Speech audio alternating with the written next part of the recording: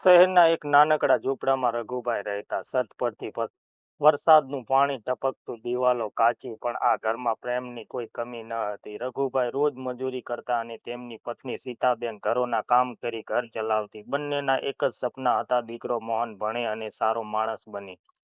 ઘરમાં ઘણીવાર અનાજ પૂરું થઈ જતું, પણ સીતાબેન ક્યારેય મોહનને તેની તકલીફ અનુભવવા દેતી નહીં. ખાલી પેટ રહીને પણ કહેતી કે મને ભૂખ નથી, તું ખાઈ લે મોહન. આ મોહન બધું સમજી જતો, પણ ચૂપ રહેતો. એક દિવસ શાળાની ફી ભરવાની હતી, પૈસા નહોતા. રઘુભાઈ આખી રાત ઊંઘી શક્યા નહીં. સવાર પડતા તેમણે પોતાના એકમાત્ર ઘડિયાળ વેચી દીધી. મોહને પૂછ્યું, બા બાપા, ઘડિયાળ ક્યાં ગઈ? સીતાબેન હસીને બોલ્યા, એ તો સમય સાથે ચાલી ગઈ છે.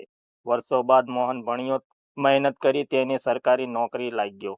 પહેલી પગારથી તેને માતા પિતાને પાકું ઘર બનાવી. એ જ ઝૂંપડામાં ક્યારેક વરસાદના ટપકતા હતા ટાસ. આજે ખુશીની દિવાલો ઊભી થઈ ગઈ. મોહને કહ્યું, આ ઘર ગરીબનું નહોતું, પણ આ તો બલિદાન અને પ્રેમની ભરેલું મંદિર હતું. રાધે રાધે. આ સ્ટોરી જો તમને ગમી હોય તો વિડીયોને લાઈક, ચેનલને સબસ્ક્રાઈબ કરી દેજો.